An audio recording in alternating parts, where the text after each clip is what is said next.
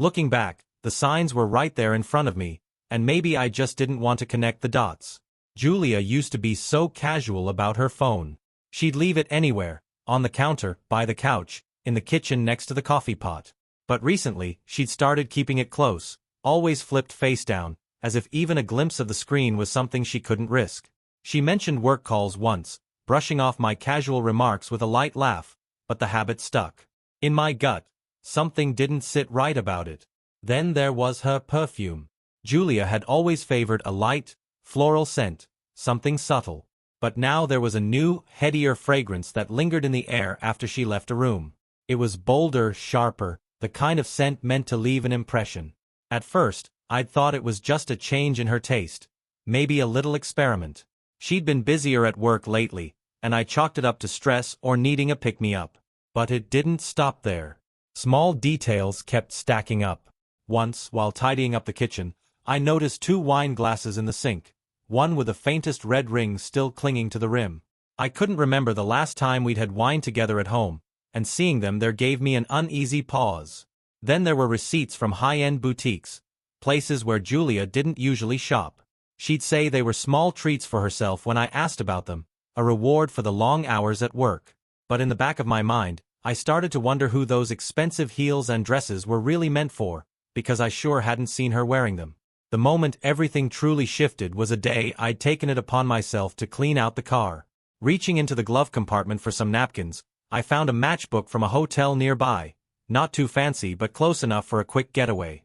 The hotel wasn't one we'd ever been to together, and seeing that matchbook felt like an icy knot in my stomach.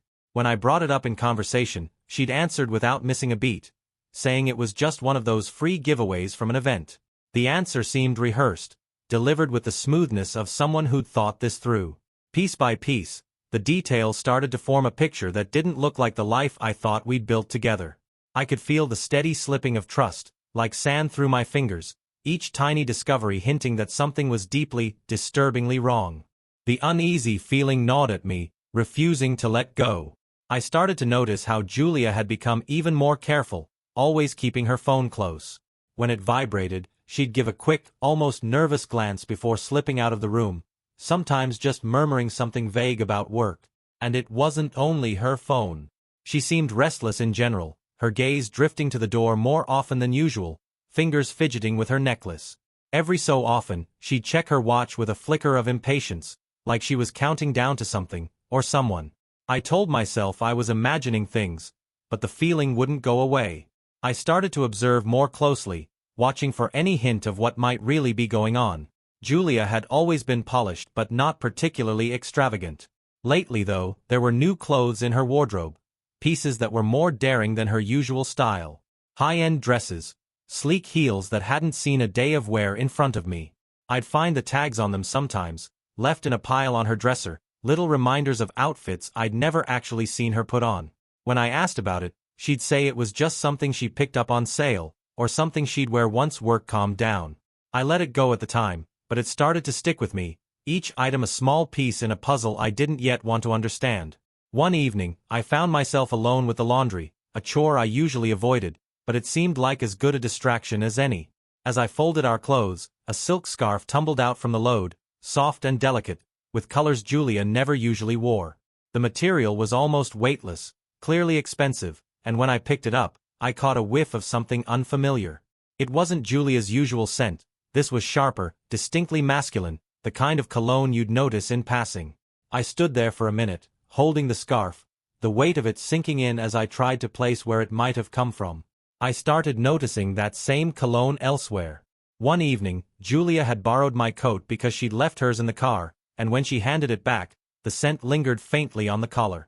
It wasn't something that could be ignored. The scent was too specific, too distinct to brush off as random. It was the same scent from that scarf, the kind that made you take a second look. I told myself there had to be a reasonable explanation, something innocent that I was overlooking.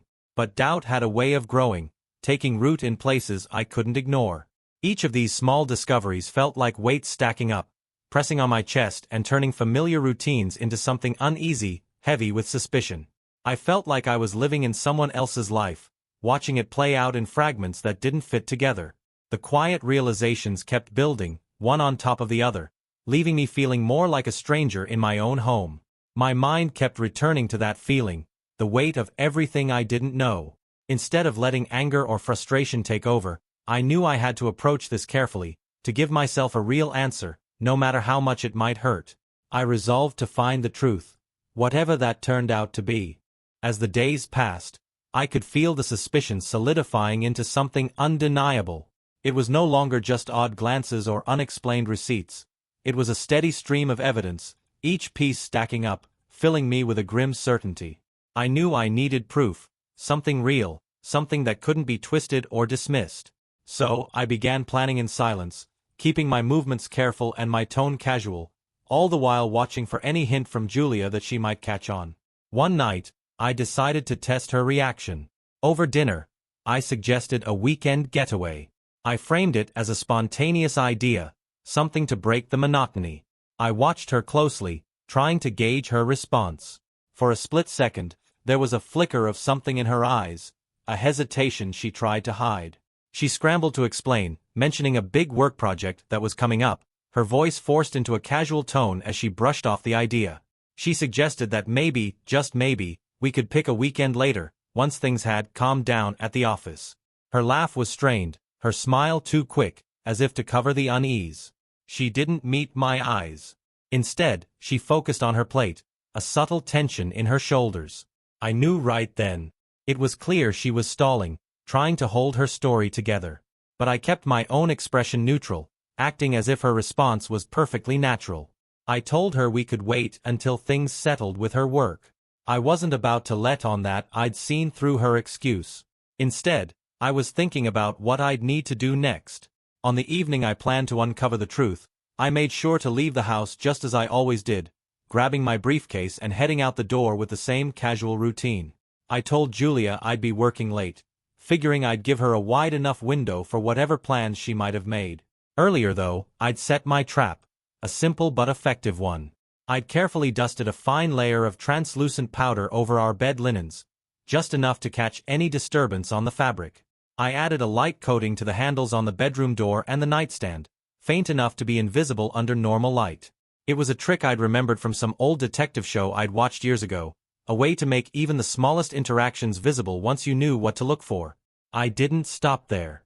In the corner of the bedroom, I'd positioned a discreet camera among the books on the shelf. It was small, inconspicuous, something she'd never notice unless she looked closely. I'd set it to start recording as soon as I left, capturing everything in a quiet, steady gaze. As I walked out the door, a strange sense of calm washed over me. The doubt and anxiety that had been eating away at me all these weeks seemed to quiet down, replaced by a cold acceptance of what I'd find. I didn't know exactly what the night would reveal, but for the first time in a long time, I felt like I was in control, like I'd finally have answers to questions I hadn't dared to speak out loud. I drove around aimlessly for a while, giving her plenty of time to do whatever she planned. Hours passed in the dark, my mind a mix of dread and anticipation. When I finally returned home, I could already feel the tension rising, bracing myself for what I'd see. When I got home that night, the silence hit me immediately, heavy and unnatural, like even the walls were holding their breath. The house felt emptier than usual, almost like it was bracing for what I was about to discover. I took my time going up the stairs, each step amplifying the dread pooling in my chest. It was strange how normal everything looked, as if nothing had happened, but I knew better.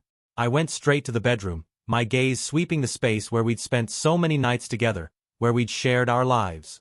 The bedspread was a subtle but clear betrayal.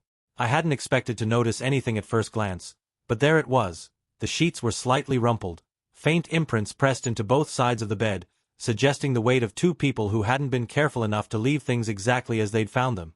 It felt surreal, standing there, staring down at the creases that should have meant nothing but now meant everything. I could see the faint outlines left by someone's body, and I felt a numb, sinking feeling in my gut. I checked the door handle next, then the nightstand and even the edge of my dresser. Smudges and light fingerprints marred the dusting powder in each place, as if someone had gripped them without a second thought. I stood there for a moment, absorbing the quiet confirmation that someone else had moved freely through my home, unbothered by the things that should have been mine alone. Moving slowly, I went over to the bookshelf where I'd hidden the camera. My hand was almost shaking as I picked it up, the tiny device suddenly feeling heavier, like it was holding the weight of my entire life. I took a deep breath, steadying myself, and went to the living room to plug it into my laptop. I could barely feel the keys as I brought up the footage. I already knew what I'd find, but there was something about seeing it for myself that felt necessary. Like I needed to face this truth, no matter how much it hurt. The screen flickered to life, and there they were. Julia and a man, casually walking into our bedroom, talking like they'd done it 100 times before. The stranger's movements were confident, practiced, as though he knew exactly where to go and what to touch. He moved around the room with a sense of ownership, brushing his hand along the dresser, leaving his fingerprints as evidence of his presence. It felt like I was watching from outside myself, like the pain had numbed me, creating a strange, quiet distance from what I was seeing. But as they sat on the bed, their voices low, I could feel that numbness breaking piece by piece, giving way to a dull, throbbing ache. There was something deeply unsettling about seeing her act so casually with him, in the space that was supposed to be ours. The laughter, the familiar gestures, it all felt like a cruel joke, a twisted version of the life I thought we shared. I forced myself to keep watching, my fingers digging into the armrest as I tried to hold back the surge of anger and betrayal. This was my reality now, stripped bare of any illusions, and the truth was sitting right there on the screen in front of me. Every second felt like a weight pressing down on me, but I knew that once I had this knowledge, once I saw everything for what it was, I could finally stop wondering, finally start figuring out what to do next. After closing the laptop, I sat in the dark, letting the weight of everything settle in. There was no more guessing, no more suspicions or excuses. I knew exactly what Julia had done, and in a twisted way, that knowledge brought a strange calm. It was as if the uncertainty had been lifted, leaving behind a cold clarity that sharpened my focus. I wasn't even angry. Not yet. I just felt hollow, like some essential part of me had been carved out and replaced with something cold and unfeeling. For the next few days, I threw myself into gathering evidence with a kind of quiet determination. It became almost methodical, like I was piecing together a puzzle, reconstructing the moments I'd overlooked, the signs I hadn't wanted to see. I spent hours combing through Julia's things, handling each piece carefully, as if it were delicate or maybe poisonous. There were little things she'd tucked away, the matchbook from that hotel, and a crumpled receipt from a boutique for that unfamiliar silk scarf. I found faded hotel receipts shoved into the pockets of her coat, the dates aligning with nights she'd claimed to be working late or on business trips. I looked through her phone whenever I got the chance, scrolling through messages that now felt like they belonged to a stranger. Her texts were mostly mundane, brief updates, friendly exchanges with coworkers, but here and there I'd find hidden clues, little messages that seemed innocent at first glance but hinted at meetups, excuses, and plans made without me. In my search, I stumbled upon an old envelope stuffed in her nightstand drawer. It held a few small notes in her handwriting, scribbled words and dates with times written beside them. They seemed random, something you'd find in a hurried planner or a forgotten journal, but in context, they were damning.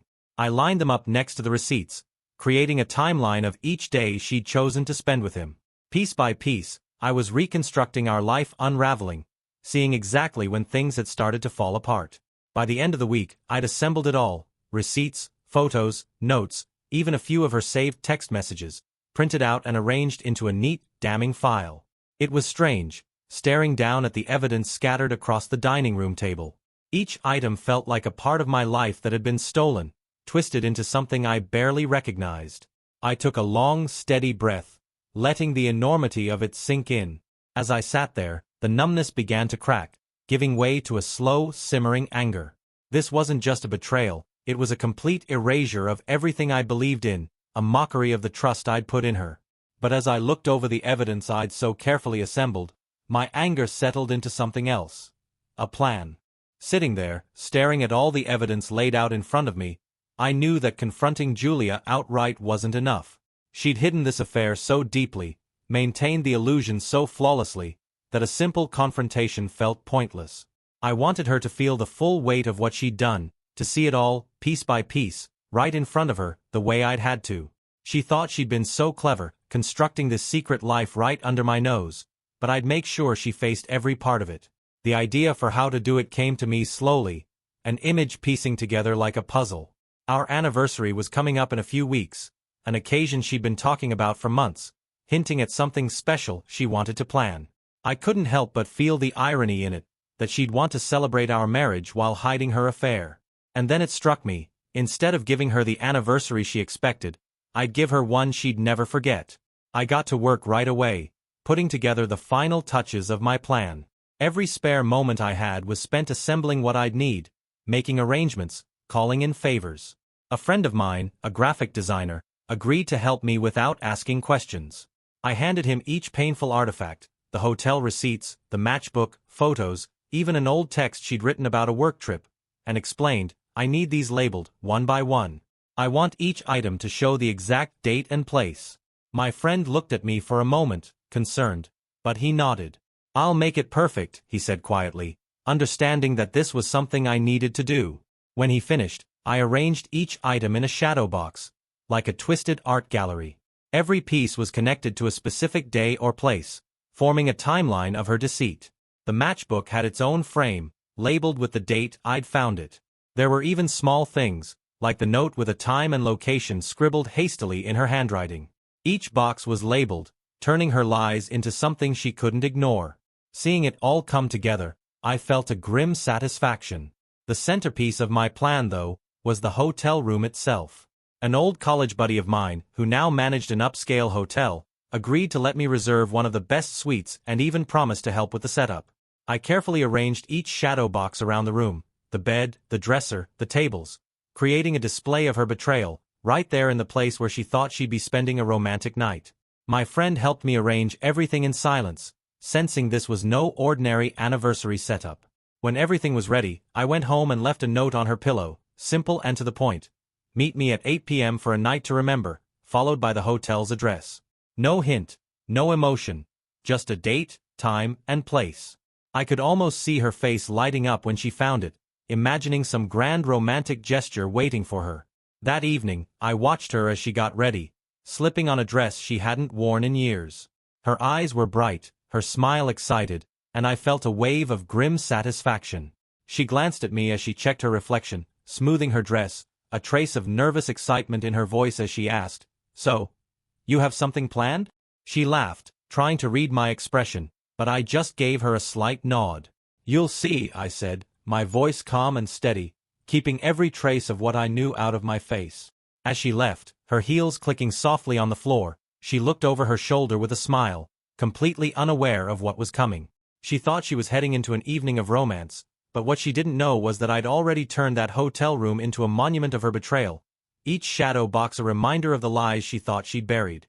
Watching her walk out that door, excitement and anticipation on her face, I felt a sense of closure settle over me. She was about to walk straight into the nightmare she'd built for herself. The house felt vast and empty as I waited, the silence pressing down on me. I couldn't stop thinking about her stepping into that room, expecting candles and flowers, maybe champagne. Instead, she'd be walking into the stark reality of everything she thought she'd hidden. I pictured her taking in the sight of the shadow boxes, the receipts, the carefully labeled reminders of each lie, each meeting, each excuse. I wanted her to see it all laid out in front of her, to feel the cold shock of being fully exposed. Time crept by slowly. I tried to distract myself, but my mind kept returning to moments from our marriage.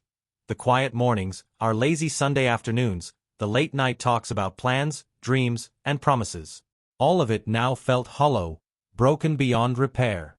I realized how much she'd taken from me, not just my trust but the life we'd built together, piece by piece. Finally, my phone buzzed on the table, breaking the silence. It was her. I let it ring, feeling the tension rising, picturing her standing alone in that hotel room, faced with everything she tried to keep in the dark. I waited until the ringing stopped, then moments later, it started again. The third time, I picked up, keeping my voice steady, neutral. "Ethan?" Her voice was barely more than a whisper, and I could hear the strain, the panic breaking through. What is all this?" She paused, as if gathering herself. "Please, I can explain if we just, can you come here?" For a moment, I let her words hang in the air. She sounded so small, nothing like the confident woman who'd been hiding this side of her life. I didn't rush to fill the silence. Instead, I let her sit in it, just as I'd had to sit in my suspicions all this time. It's exactly what it looks like, Julia, I said finally, keeping my voice cold. I thought you'd like to see every single lie for yourself. There was a slight gasp on her end, a shuffle of movement. She struggled to say something, but her words faltered, her voice raw and unsteady. I know how it looks, but it's not. I mean, it isn't what you think. If we could just talk, I can explain this. Just, please. The calm satisfaction I'd felt earlier had shifted, replaced by something colder and harder. I wasn't interested in her excuses, her desperate attempts to salvage what she'd destroyed. She wanted to tell me it wasn't what I thought, as if there was any other version of events that would make this betrayal okay. Her pleading felt empty, like she was clinging to anything that might keep her afloat. If you have anything to say, I replied, voice steady and detached, say it to my face. I ended the call before she could respond, placing the phone back on the table, the silence swallowing up the room once more. I sat there, hands resting on the table, feeling the weight of it all finally settle over me. I'd waited so long to hear her try to explain herself, to see her reaction when she was finally forced to confront the truth. And now, all I felt was a hollow ache, a finality that told me we were beyond anything words could fix. In that moment, I knew there would be no coming back from this. I was done with the life I'd spent so long building with her, and there was no apology, no explanation that could change that. Now all I had to do was wait for her to come home, to let her face the wreckage she'd made of everything we'd once shared. As the hours passed, I sat alone in the darkened living room, the quiet seeping into me. Every time I thought I'd grown numb to the betrayal, another wave of anger or sadness would crash over me, leaving me raw all over again. I knew she'd be here soon, that she'd walk through that door to face the reality she'd tried so hard to hide. Part of me wondered what she'd say, what kind of explanations or apologies she thought would make this right. Eventually, I heard her car pull into the driveway, headlights briefly illuminating the room before disappearing. My pulse quickened, but I kept myself calm, taking a slow breath, bracing myself for what was about to happen. I heard her key in the lock, the hesitant turn of the knob, like she was afraid to come in. She stepped inside quietly, as though she might sneak past me. But I was right there, waiting. When she saw me, she froze, her face pale, eyes wide with the fear of someone who's finally been caught. For a long moment, we just stared at each other, the weight of everything hanging in the silence between us.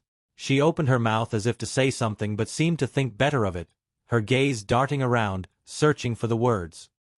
She started, but her voice faltered. She looked down, clutching her bag, her fingers tight around the strap as if she needed something to hold on to. You don't need to explain, I said, my voice low and controlled. I know everything, Julia. I made sure you saw it all tonight. Her face crumpled, and she took a step forward, reaching out as if she thought she could somehow fix this. Ethan, please, just let me.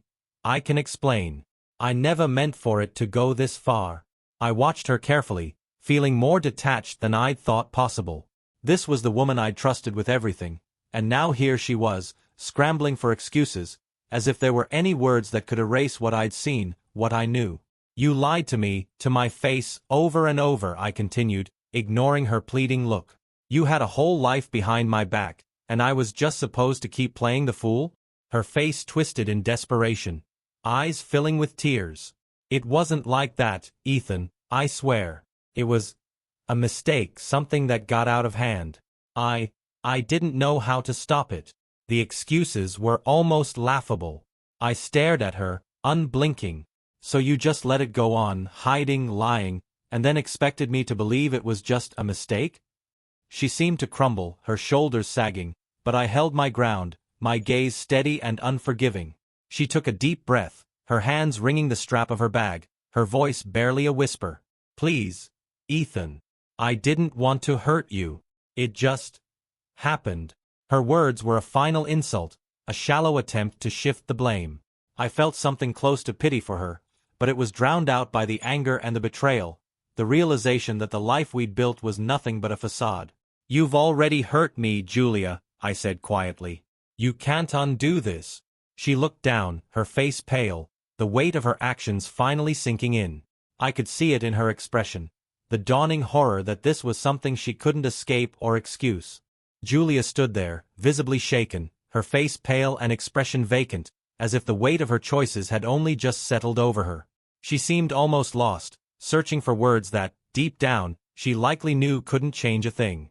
Her shoulders sagged, eyes downcast, the fight and pretense drained out of her. After a long, painful silence, she finally began to speak, her voice low and fragile. She admitted that she hadn't wanted things to end up like this, that she never imagined it would go so far. She stumbled over her explanation, reaching for reasons that even she couldn't seem to believe, saying she'd felt lost, that something had been missing in her life, and that he had just been there. As if it were all some unavoidable accident, something that had simply happened to her. But as she spoke, a cold clarity settled over me, her words sounding hollow and empty. It felt like she was rewriting her actions, framing everything as an unfortunate series of circumstances instead of the choices she had made again and again. The excuses she offered felt small and pathetic against the enormity of what she'd done. Calling it a mistake, something she hadn't meant to do, only heightened the distance between us, as if we were living in entirely different realities. Her words faltered, and she began to stumble over apologies, trying to insist that she had never stopped caring for me. But there was no weight to her words, no real substance, and every attempt to explain or justify what she'd done just made it all feel more meaningless. I told her plainly that there was no way to undo this. Her affair wasn't a simple misstep or accident. It was a deliberate series of choices that had dismantled our life, one betrayal at a time. This wasn't something that could be fixed with a promise to try harder or to rebuild. She had destroyed any foundation we'd once had, leaving nothing but the hollow shell of our life together. As she listened, her face crumpled, and silent tears began streaming down her cheeks. She finally seemed to realize that no words or desperate apologies would change the finality of this moment. Her shoulders slumped further, the weight of regret and hopelessness pressing down on her as she began to see the depth of what she had done. In the quiet that filled the room, there was an undeniable finality. There was nothing left between us but the empty remnants of what used to be, and both of us knew it. Turning away from her, I let the silence fill the space, making clear that whatever she had hoped to salvage was already lost. After that, the house felt different. She stayed quiet, lingering near the doorway as if hoping I might offer her some sign of forgiveness or maybe just a chance to plead her case one last time. But I'd said everything I needed to say, and there was no sense in dragging out what we both knew was over. The weight of her betrayal was too heavy, too permanent, and the finality of it filled every corner of the room. Julia eventually moved to the couch, sinking into it with the look of someone who'd just realized what they'd lost. She wiped at her eyes, her face blank, as if even the ability to cry had left her. But the silence between us was solid, an unspoken barrier that no amount of apology could break down. After what felt like an eternity, she asked if there was any way forward, any chance of us working through this. Her voice was small, cautious, a far cry from the confident woman I'd once known. But I could feel nothing but a cold distance from her words now, as though they were coming from someone I barely recognized. There was no way to fix this, no rebuilding from what she had done. I told her plainly that the trust was gone, and without it, there was no foundation for us to stand on. She lowered her head, silent, realizing there was nothing left to hold on to. It was clear she understood this as well, and a bleak acceptance began to settle over her. Without another word, she stood and headed toward the bedroom, shoulders slumped as she moved through the hall. I heard the faint rustle of her gathering a few things, packing in the quiet way of someone trying not to disturb what little was left. A small part of me registered the finality of that sound, knowing that whatever life we'd once shared was now a closed chapter. I stayed in the living room, feeling an eerie sense of relief amid the sadness, knowing I was finally free from the lie we'd been living. As she left, she paused briefly, as if hoping for some last exchange, maybe even a goodbye. But there was nothing more to say. She looked at me one final time, nodded slightly, and walked out, closing the door softly behind her. And with that, the silence in the house changed, no longer heavy but strangely peaceful. I took a deep breath, realizing that I was standing in a life I could rebuild, this time without the weight of betrayal lingering in every corner. With Julia gone, the house settled into a quiet that felt unfamiliar. I expected to feel hollow, devastated, but instead, there was a strange sense of calm. It was as though the silence had wiped everything clean, leaving only the faint outlines of what had once been. I wandered through each room, taking in the remnants of a life we'd shared, a forgotten scarf draped over the chair, a coffee cup she'd left on the kitchen counter, the small traces of her woven into every corner. Yet each item felt distant, like artifacts from someone else's story. In the following days, I kept to myself, slowly clearing out these reminders one by one. I emptied her side of the closet, packing away her clothes with a steady, methodical focus, each folded sweater or jacket feeling like another layer I was peeling away. The house felt lighter with each box I closed, each item I let go. The anger that had once pulsed under the surface began to ease, leaving me with an unexpected peace. I wasn't moving quickly, just steady, letting the silence settle back into each empty space. Sometimes, in the middle of the quiet, I'd catch myself almost reaching for my phone, feeling the urge to text her, to share some small part of my day out of habit. But each time, the urge would fade as quickly as it came, replaced by a cold certainty that there was nothing left to say. The life I thought we had was gone, and clinging to any part of it felt like holding onto a ghost. Friends started to notice the shift, reaching out with cautious words of comfort, not prying but offering their quiet support. I wasn't ready to explain the full story to anyone yet. It felt too raw, like something I still needed to understand on my own. Instead, I kept conversations brief, sidestepping questions about Julia, accepting their offers to meet for coffee or catch up, if only to remind myself that life could keep moving forward. One night, I sat in the living room, the only light coming from the street lamp outside. The house was still, quiet, with no traces of her presence left, and I felt a strange sense of closure. This was my life now. Unfamiliar, maybe even a little lonely, but entirely my own. In the days that followed, I began settling into this new version of life, one that was oddly quiet but entirely mine. Without Julia's things scattered around, the house felt bigger, the air somehow fresher, as though I'd shed a weight I hadn't realized I was carrying. There were no more surprises lurking in the corners, no hidden messages, no evidence of a life she'd kept secret. Just a simple space where I could begin again, one piece at a time. At first, I kept to a routine. Each morning, I'd wake early, fix a coffee, and sit by the window, letting the light spill across the kitchen table. I'd watch the neighborhood come to life. Neighbors walking their dogs, kids heading off to school. I used to do this with Julia by my side, our quiet ritual, but now it was just me, taking in the world on my own terms. It felt strange, but also freeing, a chance to reconnect with the details I'd overlooked before. I started diving into projects around the house, tackling things I'd put off for months. I painted the walls in the living room, changed out the worn furniture, and rearranged everything to make the space feel like mine. It wasn't just about keeping busy, it was about taking control, building something new in the aftermath of the life we'd lost. Each change was like a small act of reclaiming my life, taking back pieces of myself that had somehow gotten tangled up in her. I also found myself gravitating toward old hobbies I'd abandoned over the years. I dusted off my guitar, played songs I'd almost forgotten, letting the familiar chords bring back parts of myself that had been buried. I picked up hiking again, spending weekends in the hills, breathing in the open air, clearing my mind of the memories that had weighed me down. Sometimes, I'd run into people who knew us both, who'd heard bits and pieces of what happened. They'd give me looks of sympathy, their words carefully chosen, as if afraid to stir up any more pain. But I found I didn't need their pity or their reassurances. For the first time, I felt anchored, steady, able to stand on my own without looking back. Every now and then, the thought of Julia would creep in, memories floating up of the good times, the laughter, the plans we'd made together. But those memories felt distant, like echoes from another life. They didn't hurt anymore, they were just fragments, pieces of a story that had ended. And I was finally ready to turn the page, to leave those pieces in the past where they belonged. As the weeks passed, I settled further into a rhythm that felt both strange and comforting. Life, bit by bit, started to feel like my own again. The house, once filled with memories and reminders of Julia, became a quiet space where I could think clearly, unclouded by her presence.